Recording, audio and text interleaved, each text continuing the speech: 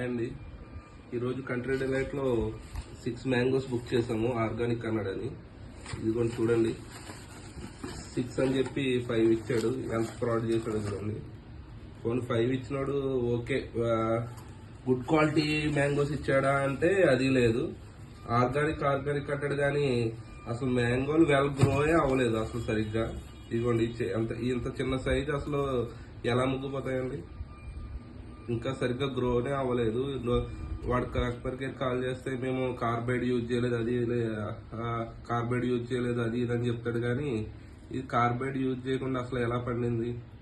ఇప్పుడు కాయ న్యాచురల్గా పండాలి అంటే వెల్ గ్రో అయితేనే పండుతుంది, కానీ ఇది మాత్రం ఇవన్నీ చూడండి, ఇంత చిన్న చిన్న కాయలు అసలు వెల్ గ్రోనే కాలేదు.